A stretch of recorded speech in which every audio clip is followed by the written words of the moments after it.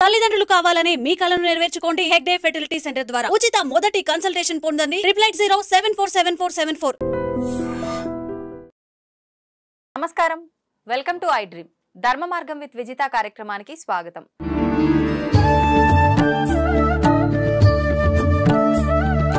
ప్రస్తుతం మనతో పాటు ఉన్నారు ప్రముఖ జ్యోతిష్య వాస్తు పండితులు బ్రహ్మశ్రీ అన్నవరపు తిరుపతి మూర్తి అవధాని గారు. ఇప్పుడు వారితో మాట్లాడి మరిన్ని విషయాలు తెలుసుకుందాం. మనకున్న సందేహాలన్నింటినీ కూడా నివృత్తి చేసుకునే ప్రయత్నం చేద్దాం. నమస్కారం గురుగారు. ఓం శ్రీ మహాగణాధిపతయే నమః. గురుగారు, సకల జనులందరికీ కూడా కావాల్సింది లక్ష్మీదేవి అనుగ్రహం. అయితే అందరికీ జనులందరికీ కూడా అక్షయ సంపదలు ఇచ్చే దేవి ఎవరు అని అంటే లక్ష్మీదేవి. మరి ఆ లక్ష్మీదేవి అనుగ్రహం ఉండాలి అని అంటే ఎటువంటి విధి విధానాలు ఆచరించాలో తెలియజేయండి. తప్పకుండా అమ్మ, రెండు విషయాలు చెప్తాను. ఆ రెండు విషయాలలో ఒకటి తాత్కాలిక ఉపసంహారం, రెండోది దీర్ఘకాలిక ప్రయోజనం. మొదటిదైతే తాత్కాలిక ఉపసంహారం చేయడానికి అందరూ సిద్ధపడతారు, కానీ జీవితకాలం మనకు అది యోగిస్తుంది అంటే దాని జోలికి ఎవరు వెళ్ళడానికి సిద్ధపడరు. ఏం లేదమ్మా, ప్రధానంగా మనం ఏ దేవాలయానికైనా వెళ్తే మంచి పండగల రోజు నాడు అంగరంగ వైభవంగా అలంకారం చేస్తూ ఉంటారు.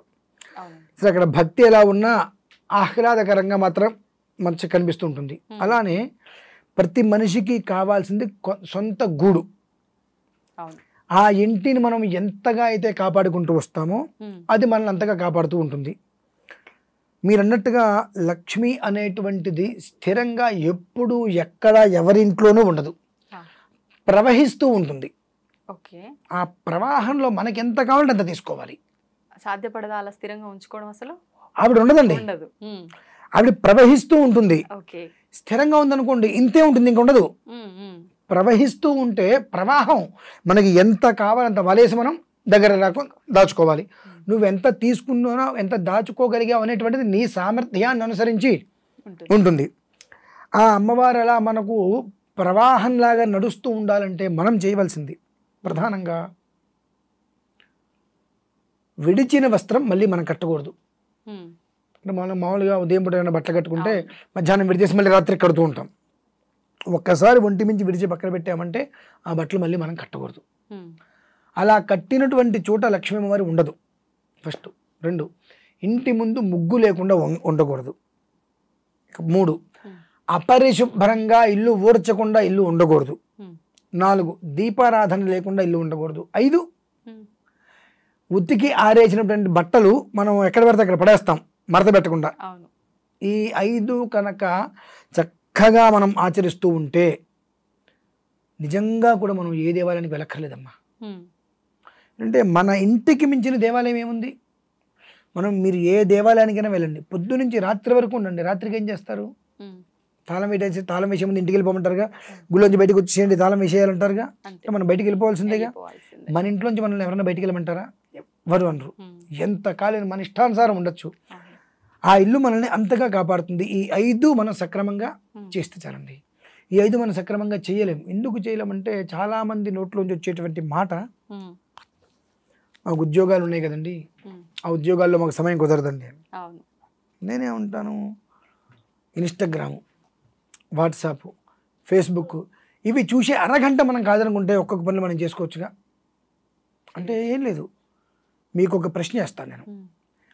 మిమ్మల్ని ఒక చోటకి ఒకళ్ళు ఎవరైనా వచ్చి ఒక 2 నెలల పాటు ఖచ్చితంగా ఉదయం 6 ఇక్కడికి వచ్చి మీరు ఈ వర్క్ చేసుకుంటే ఇక్కడ మీకు నేను జాబ్ ఇస్తా, చాలా పెద్ద జాబ్, దొరకటం కష్టం, ఇక్కడ మీకు జాబ్ ఇస్తా, బట్ ఎవ్రీడే 6 o'clock ఇక్కడ మీరు ఉండాలి అని చెప్పి మీరు ఏం చేస్తారు? ఖచ్చితంగా వెళ్తారు. అంటే అతను మంచి జాబ్ వస్తుంది, జీతం ఇస్తారని చెప్పి. సో అదే అంతకు మించి ఒక 2 నెలలు ఎక్స్ట్రా చేస్తే జీవితం ఉంటుందంటే మనం చేయట్లేదు కదండి. నమ్మకం లేదు ఇక్కడ. అక్కడ మీకు నమ్మకం ఎలా వచ్చింది? ఏమో 2 నెలలు వచ్చిన తర్వాత ఏదో ఒక అకారణం చేత ఏదో ఒక కారణం చేత 1 నిమిషం లేట్ వస్తే ఇదిగో నువ్వు ఈ టైంలో లేట్ వచ్చావు కాబట్టి నేను రిజెక్ట్ చేస్తున్నా అనొచ్చుగా. వీసా అప్లికేషన్కి వెళ్తారుగా, 100 మంది వెళ్తే ఒకరికి 2కి వీసా వస్తుంది, మిగిలిన అందరూ రిజెక్ట్ అవుతుందిగా. సో అంటే ప్రతిదానికి గెలుపు ఓటమిలు ఉంటాయి. మనము ఏదైతే అనుకుంటామో దానికి రివర్స్లో జరుగుతూ ఉంటుంది ప్రతి ఒక్కటి. అనుకోవటం మానేసి ఆచరించడం మొదలు పెడితే జీవితం బాగుంటుంది కదా. ఈ 4 ఆచరించాలమ్మా. ఇది దీర్ఘకాలిక ప్రయోజనం. ఇకపోతే దీర్ఘకాలికం కాకుండా అప్పటికప్పుడు ఆపత్కాలంలో మనల్ని కాపాడేటువంటిది. అమ్మవారికి రేపు 29వ తారీఖు చతుర్దశి. ఆ చతుర్దశి రోజు నాడు ఎవరన్నా ఒక పంతులు గారి ఇంటికి పిలుచుకొని మహాలక్ష్మి హోమం, తంగేడి చెట్టు పూలు దొరుకుతాయి పసుపచ్చవి, ఆ తంగేడి పూలతో అమ్మవారిని ఆరాధన చేసి ఒక దండగట్టి అమ్మవారి మెడలో వేసి గోరింటాకు గింజలు దొరికితే విప్ప పువ్వు తేనె ఈ 3 కలిపి అమ్మవారికి హోమం చేయగలిగితే తాత్కాలిక ఉపశమనం. గోరింటాకు అంటే మనం ఆ గోరింటాకు గింజలు, ఆ గోరింటాకు గింజలు, విప్ప పువ్వు, తేనె ఈ 3 కలిపి కనుక హోమం చేసినట్లయితే తాత్కాలిక ఉపశమనం. ఏంటంటే మొత్తం అప్పటికప్పుడు ఏదైనా ఆర్థిక ఇబ్బంది వచ్చింది తప్పదు, ఇప్పుడు ఇది నాకు కావాలి అన్న టైంలో ఇలాంటిది. ఓకే, అందులో రేపు చతుర్దశి విశేషం 29వ తారీఖు. ఎందుకంటున్నానంటే అమ్మా ఇది చతుర్దశికి అమ్మవారికి సంబంధం ఉందా గురుగారు? చాలా విశేషమైన సంబంధం ఉంది. కాదా సంబంధం? దీపావళి అంటారు. అవును కదా, ఒక్కొక్క తిథికి సంబంధించి ఒక్కొక్క దేవతకి ఒక్కొక్క విధానంలో అనుసంధానం ఉంటుంది. ఇప్పుడు ఈ చతుర్దశికి అమ్మవారికి ఏం సంబంధం? ఈ చతుర్దశికి ప్రత్యేకమైన విధానం అనేటువంటిది అనుసంధానం అయ్యి ఉంది. కనుకనే ఈ చతుర్దశి అమావాస్య అనేటువంటిది ద్విరావృత్తము అని అంటారు. 2 దేవతల ఆరాధన విడివిడిగా ఉంటుంది. ఈ 2 దేవతల ఆరాధనకి ఈ చతుర్దశి అమావాస్య చాలా విశేషం అనమాట. మీకు 2 దేవత మీకు చెప్తాను మమ్మల్ని. అయితే తాత్కాలిక ఉపశమనం, మనం మానవులం, మనకున్నటువంటి జ్ఞానం ప్రపంచంలో ఇంకెవరికి ఉండదు. ఆ జ్ఞానం మనకు కూడా ఉపయోగపడుతుంది. అంత అజ్ఞానంలో ఉంటుంటాం మనం. అంటే మనకు ఏదైనా వస్తుంది అంటే ఏదైనా చేస్తాం. కాబట్టి ఆ ఫలితం ఏదైనా ముందే రావాలి, మనకు వస్తే మనం దీర్ఘకాలికంగా ఏదైనా చేస్తాం. కాబట్టి ఈ చతుర్దశి రోజు నాడు ఆ అమ్మవారికి చేసేటువంటి ఆరాధన చేసుకుంటే వాళ్ళకి ఖచ్చితంగా తాత్కాలిక ఉపశమనం చూస్తారమ్మా. అంటే తాత్కాలిక ఉపశమనం అనేటువంటిది మన నెత్తి మీద బండ ఉంది, బండ దిగాలనే ఉద్దేశంతో చతుర్దశి రోజు నాడు అమ్మవారికి హోమం చేశాం కాబట్టి ఆ బండ మనకు దిగింది, ఇక్కడ తాత్కాలిక ఉపసంహారం అయిపోయింది. కానీ దీర్ఘకాలికంగా ఇది మనకు ఉండాలి. అప్పుడు ఏం చేయాలంటే ఇంతకుముందు మనం 5 విషయాలు చెప్పుకున్నాం. ఈ 5 యథావిధిగా ఆచరించడం మొదలు పెడితే వెనక్కి తిరిగి చూడవలసిన అవసరం లేదమ్మా. ఎప్పుడూ కూడా ధన కనక వర్షం అనేటువంటిది అలా ఇంట్లో కురుస్తూనే ఉంటుంది. ఆ కురిసింది అది వెళ్ళిపోతూనే ఉంటుంది, కురిసేది అలా నిలుస్తూనే ఉంటుంది. కాబట్టి ప్రతి ఒక్కరూ కూడా ఆ ఒక్క చతుర్దశి రోజు నాడు మాత్రం మహాలక్ష్మి అమ్మవారికి అక్షయ సంపదలు ఎన్నో అవని జన్యులకు అందించేటువంటిది ఎవరి అంటే మహాలక్ష్మి. ఆ అమ్మవారిని రేపు చతుర్దశి రోజు నాడు చక్కగా కొలుచుకున్నట్లయితే తాత్కాలిక ఉపసంహారం జరుగుతుంది. తర్వాత చక్కగా నిత్యం ఇంట్లో వాకిట్లో ముగ్గు వేసే దగ్గర నుంచి మలినమైన వస్త్రాలు అంటే విరిచిన బట్టలు కట్టుకోకుండా, ఉతికిన బట్టలు మడతపెట్టి పక్కన పడేయకుండా, ఇల్లు శుభ్రంగా పరిశుభ్రంగా ఉంచుకుంటూ దీపారాధన ఇంట్లో ఈ 5 జాగ్రత్తగా కనుక చేసుకుంటూ వస్తే గృహమే కదా స్వర్గసీమ. అంతకుమించి ఇంకేం కావాలమ్మా. అది ఒక్కటి అప్పుడు వాళ్ళకి ఆచరించడానికి కోరిక పడుతుంది. అంటే అమ్మవారికి చతుర్దశి నేను హోమం చేశాను, నాకు తాత్కాలికంగా ఉన్న కష్టాన్ని ఆవిడ బయటపడేసింది. దీర్ఘకాలికంగా నేను బయటికి రావాలి అంటే అమ్మవారు ఏం చెప్పారు? ఈ ఒక్క విధానాన్నేగా అనుసరించమని గురుగారు చెప్పింది. ఇదేం చెడేం కాదుగా, కుటుంబానికి మంచిదేగా. ఇది అనుసరించడం మొదలు పెడదాం. అది ఒక 20 రోజులు, 30 రోజులు, 40 రోజులు నిత్య జీవితంగా అలవాటు చేసుకోగలిగితే బహుశా హాస్పిటల్కి కానీ దేవాలయాలు కానీ వెళ్ళక్కర్లేదమ్మా. ఎప్పుడు ఆనందంతో ఉంటారు వాళ్ళు. ఇప్పుడు ఒకవేళ చాలా మందికి అప్పులు ఎక్కువగా అయ్యి కొట్టుమిట్టాడుతుంటారు, ఇంకా అసలు ముందుగా వెనక్క అనేటట్టుగా ఉంటారు అప్పుల బాధలో. అలాంటి వాళ్ళు ఈ హోమం ఆ రోజు చేస్తే శుభ్రంగా చేసుకోవచ్చమ్మా, ఎలాంటి సందేహము లేదు. ఈ ప్రతి దానికి కూడా ఒక ఉపసంహారం కావాలి. ఆ ఉపసంహారం అనేటువంటిది మాటల్లో కదమ్మా, వాళ్ళ జీవితంలో జరగగలగాలి. ఆ రోజునాడు చేసేటువంటి ప్రక్రియ ద్వారా వాళ్ళకి ఆ యోగం అనేటువంటిది రాగలగాలి. వస్తే వాళ్ళు ఈ పనులన్నీ కూడా 1 గంట లేట్ అయినా ప్రశాంతంగా చేసుకోగలుగుతారు. తద్వారా ఏమవుతుందంటే ధర్మం అనేటువంటిది నిలుస్తుందమ్మా. ఖచ్చితంగా ప్రతి మనిషి ఆచరించి తన జీవితంలో లబ్ధి పొందుతాడు. ఖచ్చితంగా ఎక్కడికో పరిగెత్తకల్లా, అక్కడే ఉన్న చోటు ఉండి తన పనులన్నీ చేయించుకోవడానికి మంచి యోగ మార్గం ఇది ఒకటేనమ్మా. ఓకే గురుగారు, లక్ష్మీదేవి మనకు కలగాలి అనంటే, ఆవిడ అనుగ్రహం కలగాలి అనంటే, అనుకున్న విధంగా మనకు డబ్బులు సమకూరాలంటే అసలు ఏం చేయాలి అని మనం కొన్ని వీడియోస్లో మాట్లాడుకోవడం జరిగింది. సరే, మీరు చెప్పినట్టుగా విధానాలు ఆచరిస్తాము, లక్ష్మీదేవి అనుగ్రహం కలుగుతుంది, మనకు అనుకున్న విధంగా డబ్బు సమకూరుతుంది. మరి వచ్చిన డబ్బు నిలవకుండా ఎక్కడికక్కడ ఇప్పుడు ఒక 50,000 సంపాదించాము అని అంటే అందులో 40,000 కాస్త ఈఎంఐలకని ఇళ్ళ రెంట్లకని రకరకాలుగా వెళ్ళిపోతూనే ఉన్నాయి తప్ప డబ్బు అనేది ఎక్కడ మిగిలేటట్టుగా కనిపించట్లేదు ప్రస్తుత రోజుల్లో. నిజంగా ఇలా అవ్వకుండా ఎక్కడికక్కడ మంచి ఒక ప్లానింగ్ ప్రకారంగా వచ్చిన డబ్బు నిలవాలి, మన ఖర్చులు అన్నీ కూడా తగ్గాలి, పొదుపుగా ఉండాలి అని అంటే ఏం చేస్తే బాగుంటుందంటారు? కోపం రాదుంటే ఒక మాట చెప్తానమ్మా. ఇవాళ వాతావరణం ఎలా ఉందంటే నిరంతరం యుద్ధ ప్రతిపాదిక. యుద్ధం చేయకపోతే మనకు బ్రతుకు లేదు. ఇవాళ మీరు, నేను, ఆయన, ఈయన ఎవరైనా సరే ప్రతిరోజు లేచిన దగ్గర నుంచి రాత్రి వరకు యుద్ధం చేస్తూనే ఉండాలి, పోరాడుతూనే ఉండాలి. పోరాడట్లేదా వేరే వ్యక్తికి మనం ఆహారం అయిపోతున్నాం. ఇందులో ఒక మనిషిని తప్పు పట్టడానికి కూడా మన దగ్గర అర్హత లేదమ్మా. ఎట్లా అంటే మీరున్నారు, నేనున్నా, మనకి వాళ్ళ భగవంతుడి వల్ల ఈ ప్రజెంట్ ఉన్న పరిస్థితుల్లో ₹1 అవసరం లేదనుకుందాం. కానీ ఇంకొక వ్యక్తి ఉంటాడు, అతనికి కుటుంబ జీవన విధానం నడవాలి అని అంటే అతనికి టార్గెట్ పెడతారు, నెలకి ఇన్ని క్రెడిట్ కార్డులు అంటగట్టాల్సింది ఎవరికైనా సరే టార్గెట్. అతను అట్లా అంటగట్టకపోతే అతను కుటుంబం పోషణ వెళ్దు. అతను కుటుంబ పోషణ కోసం, భార్య బిడ్డల కోసం అతను ఏదో ఒక రకాలు, నీకేం పర్లేదు నేను చూసుకుంటాను, దీని ఎంత అవుతుంది అని చెప్పి మీకు అంటగట్టేశారు. బాగానే ఉంది. అప్పటి వరకు కూడా మనకు లేనిపోయిన అవసరాలన్నీ కూడా అప్పుడు మనకు ఆ క్రెడిట్ కార్డు మన దగ్గరికి రాగానే మనకు అవసరాలు గుర్తొస్తున్నాయి. మనకి ఎందుకు మంది కాదు కానీ పక్కన పడేట్లా, మనం కూడా పక్కన పడేస్తున్నామా? పక్కన పడేట్లా. అది చూడంగానే 45 రోజులు టైం ఉందిగా, మనం వాడుకుందాం, కట్టేద్దాం అని అనుకుంటాం. క్రెడిట్ కార్డ్స్ పైన ఆఫర్లు కూడా ఉంటాయి కదా అదే చెప్పి మనం వాడేస్తున్నాం. కానీ 45 రోజుల తర్వాత మనం వాడే డబ్బు మనం కట్టగలమా కట్టలేమా, మనకు వచ్చే ఇన్కమ్ ఎంత ఉంది, ఈ ఇన్కమ్లో మనం ఎన్ని ఖర్చులు పోతున్నాయి, ఎన్ని ఖర్చులు పోతే ఎంత మిగులుతుందో మనం కట్టగలమా అనేటువంటి ఆలోచన చేయట్లా, వాడేస్తున్నాం. కట్టట్లా, వాడు అంత కట్టేసి వెళ్ళిపోయాడుగా, రికవరీ వాడి ఇంకోటి వస్తాడు.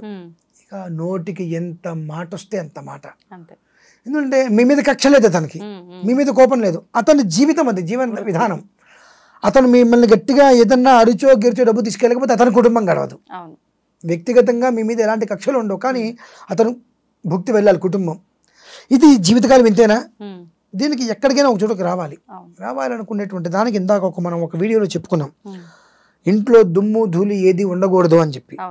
దుమ్ము ధూళి మన ఇంట్లో లేదు అని అంటే కుబేరుడు అంటే ధనవంతుల జాబితాలో మనం జరిపినట్టేనండి. ఎట్లా? మామూలుగా కూడా దీనికి ప్రధానంగా రేపు అమావాస్య రోజు నాడు ధూమావతి అమ్మవారి ఆరాధన చేయటం వలన మంచి ఫలితం పొందుతారు. ధూమ్ ధూమ్ ధూమావతికి నమః అనుకుంటూ ధూమావతి అమ్మవారు ఆవిడ ఎలా ఉంటుంది అంటే మాసిపోయిన బట్టలు కట్టుకొని, తెలుపు లేదంటే బూడిద రంగు మాసిపోయిన బట్టలు కట్టుకొని, జుట్టు విరబోసుకొని, మొహాను బొట్టు లేకుండా వైధవ్యం గల స్త్రీ ఉన్నట్టుగా వికార రూపంతో చేతిలో చీపిరి చాటా పట్టుకొని ఉంటుంది ఆవిడ. దశమహావిద్యల్లో ధూమావతి అమ్మవారు అలా ఉంటుంది. ఆవిడ మొత్తం అంతా శుభ్రంగా క్లీన్ చేసి చేతవతల పడేస్తుంది. ఆ చీపిరితో మొత్తం క్లీన్ చేసి చాటతో ఎత్తవతల పడేస్తుంది ఆవిడ. అలా కూర్చొని, అంటే ఆవిడ వచ్చి ఊడ్చడం కదా నేను అనేది, ఆవిడని ఆరాధించడం వల్ల మనకు అలా జరిగేది. మన ఇంట్లో ఎప్పుడైతే కనుక దుమ్ము ధూళి లేదో మనం ధనవంతుల జాబితాలో చేరిపోయినట్టే. ఇప్పుడు కొంతమంది ధనవంతులు ఇళ్ళకెళ్ళండి మీరు, వాళ్ళకేం లేదు, రోజు అందులోంచి గ్లాస్ తీస్తాడు, శుభ్రంగా తుడుస్తాడు, మళ్ళీ అక్కడ పెడతాడు. అతని పని రోజు అదే, వచ్చి గ్లాస్ ఐటమ్స్ మొత్తం ఒకరు తుడుస్తాడు, ఇంకో ఐటమ్స్ మొత్తం ఇంకొకరు తుడుస్తారు. వాళ్ళకి వేరే పని ఏమైనా ఉంటుందా? వాళ్ళకి నెలకు ఒక 15,000 20,000 జీతం ఇస్తారు. ఇట్లా ఒక 10 మందికి జీతం ఇస్తున్నారంటే నెలకు వచ్చేటప్పటికి 2 లక్షల జీతాలు పోతున్నాయి. సంవత్సరానికి 24 లక్షల జీతాలు ఇస్తున్నావు అంటే భగవంతుడు ఆ పొజిషన్లో నేను ఉంచినట్టే కదా. ఆ పరిస్థితి మనకు రావాలి. ఈఎంఐ అనేటువంటి భారం నుంచి మనం బయటపడాలి, ఆలోచన వచ్చి మనకు బ్యాలెన్స్డ్గా జీవితం మనకు కావాలనుకుంటే ధూమావతి అమ్మవారి ఆరాధన శ్రేయస్కరం. కానీ ఇవి ఉగ్రదేవతలు ఆరాధించకూడదు అంటారు కదా గురుగారు, చాలా తప్పు. దేవతలలో ఉగ్రము శాంతము అనేటువంటిది ఉండదమ్మా, మనం ఆరాధించే విధానాన్ని అనుసరించే ఉంటుంది. ఇప్పుడు మీకు ఓం నమ శివాయ తెలుసుగా, ఈ ఓం నమ శివాయ 5 అక్షరాలతోటి చనిపోయేటువంటి మనిషిని బ్రతికించవచ్చు, బ్రతుకున్న మనిషిని చంపేయచ్చు. మరి ఓం నమ శివాయ ఉగ్రమా? కాదు కదా. అంటే ఆ సాధన చేసేవాడు ఎలా సాధన చేస్తాడో అలా శక్తి వస్తుంది వాడికి, అంతే. అమ్మవారిలో ఎలాంటి దోషం లేదండి, మనం ఎలా ఆరాధన చేస్తే. ఇప్పుడు ఒక విషయం చెప్తా, ఒక తండ్రికి కూతురు ఎంతో గొప్పగా కనిపిస్తుందా? అన్నకి చెల్లెలు చాలా గొప్పగా కనిపిస్తుంది. అలాగే పక్కింటి ఆవిడ ఎంతో అందంగా కనిపిస్తుంది. భర్తకి భార్య వచ్చేటప్పటికి నాయన దీన్ని నేను తట్టుకోలేనరా భగవంతుడు అనిపిస్తుంది. అంటే నీ చూసే చూపు. తండ్రికి కూతురుగా స్త్రీనే, చెల్లెలుగా స్త్రీనే, పక్కింటి ఆవిడ స్త్రీనే, నీ భార్య స్త్రీనే. కానీ నువ్వు చూసే చూపు ఎలా ఉంది? ఆ విధానాన్ని అనుసరించి ఒక మనిషికి గొప్పగా ఉన్నత స్థాయిలో కనిపించినటువంటి కూతురు ఇంకొక మనిషి దగ్గర వచ్చి నేను దీన్ని నేను భరించలేనురా అంటున్నాడు. చూసారా? అంటే అక్కడ మనం చూసే విధానాన్ని అనుసరించి ఉంటుంది. మంచిగా చూసామనుకోండి మంచిగానే కనిపిస్తుంది, లేదనుకోండి ఆయన కూతురుగా చూస్తే ఆయన కూతురుగానే కనిపిస్తుంది, నా భార్య అనుకుని చూస్తే అలా గొప్పగానే కనిపిస్తుంది. సో అలానే అమ్మవారి విషయానికి వస్తే మనం ఏ విధానాన్ని అయితే అనుసరిస్తామో ఆ రకంగా ఆవిడ మనకి ప్రత్యక్షమిస్తుంది. మరి ఉగ్రంగా ఎందుకు కనిపిస్తారు వాళ్ళు అంటే రాక్షసుల్ని భయపెట్టడం కోసమే. అంటే రాక్షసులు అంటే లోపల ఉండేటువంటి రాక్షసత్వం ఉంటుంది. అమ్మో ఆవిడంత ఉగ్రంగా ఉన్నారు, ఆవిడ పూజ చేస్తే మనకి ఏం జరుగుతుందో, మనం జాగ్రత్తగా ఉండవనేటువంటి విషయంలో ముందర స్థితిగానే ఆ భయాన్ని దృష్టిలో ఉంచుకొని పాపం చేయకుండా ఉంటారని చెప్పి కాస్త వాళ్ళు అట్లా ఉగ్రంగా కనిపిస్తుంటారు. కానీ ఉగ్రదేవతలు కదమ్మా. ఆ ధూమావతి అమ్మవారి ఆరాధన కనుక చేసినట్లయితే ఎంత శుచిస్మితంగా శుచిర్భూతంగా ఉంటుందంటే వాళ్ళ కుటుంబము. ఏం లేదు, ఆవిడనేం లేదు నాకు ఇది పోవాలి, నాకు ఇది పోవాలి, నాకు ఇది పోవాలని ఆరాధించి నాకు ఇది కావాలని పిలవద్దు. ఆవిడ వరకు వస్తే నాకు ఇది కావాలని చెప్పదు. నాకు ఇది పోవాలి, నాకు ఇది పోవాలి, నాకు ఇది పోవాలి, నాకు ఇది అంటే మన చుట్టూతో ఉండేటువంటి నెగిటివ్ పోతేనే పాజిటివ్ లోపలికి వస్తుంది. నెగిటివ్ ఉందనుకో పాజిటివ్ ఎక్కడ వస్తుంది? రాదు కదండి. సో అలానే మన చుట్టూతో ఉన్నటువంటి నెగిటివ్ విపరీతంగా ఉంది. ఆ నెగిటివ్ ఉండటం వల్ల మనం పాజిటివ్గా దేన్ని మనం తీసుకోలేకపోతున్నాం. కాబట్టి రేపు అమావాస్య మంచి రోజు, చాలా విశేషమైంది. అమ్మా తల్లి నాకు ఈ కష్టం పోవాలి, ఈ నష్టం పోవాలి, నన్ను ఇబ్బంది పెట్టేటువంటి ప్రతిదాన్ని నా నుంచి దూరం వెళ్ళిపోవాలి అని అమ్మవారికి ఆరాధన చేసుకొని అమ్మవారికి సంబంధించిన కొంత హోమం ఉంటుంది కొన్ని ద్రవ్యాలతో ఆమెను తృప్తిపరచండి. తద్వారా ఏమవుతుందంటే ఏ ద్వారంలో నుంచి నీలోనే నెగిటివ్ వెళ్ళిపోయిందో అదే ద్వారం నుంచి పాజిటివ్ మొత్తం లోపలికి వస్తుంది. సో ఎప్పుడైతే కనుక నీ ఇంట్లో దుమ్ము ధూళి అనేటువంటిది మొత్తం అడుగు బయటికి గెంటేసిందో నీ దగ్గర లేదు అనే మాట లేదుగా. ఇంకా 100 మందికో 10 మందికో ఎంతమందికో నువ్వు నీ ఇంట్లో ఎప్పుడైతే దుమ్ము ధూళి అని బయటికి వెళ్ళిపోయినాయో నీకు తెలియకుండానే 10 మంది నీ చుట్టూతో ఉంటారు. 10 మంది నీ ఇంట్లో 10 రకాల విధానాలు అనుసరిస్తూ ఉంటారు. 10 మందికి నువ్వు జీతం ఇస్తున్నావు, ఏం చేస్తున్నావు, కానీ 10 మంది కుటుంబాలని నువ్వు పోషించగలుగుతున్నావు. నీ ద్వారా 10 మంది కుటుంబాలు భోజనం చేస్తున్నాయి. అంటే ఆ పరిస్థితి నీకు ఎవరిచ్చారు? అమ్మవారు ఇచ్చింది. ఎందుకు ఇచ్చింది? నువ్వు ఆవిడని ఏం కోరావు? అమ్మా ఇది నాకొద్దు, ఇది నాకొద్దు, ఇది నాకొద్దు. ఇందులో కూడా మీరు కోరింది భగవంతుడు ఇవ్వడండి, గుర్తుపెట్టుకోండి. ఇప్పుడు మీ ఇంట్లో ఇంత చంటి పిల్లాడు ఉన్నాడు, 2 ఏళ్ళు 3 ఏళ్ళు ఉంటాయి.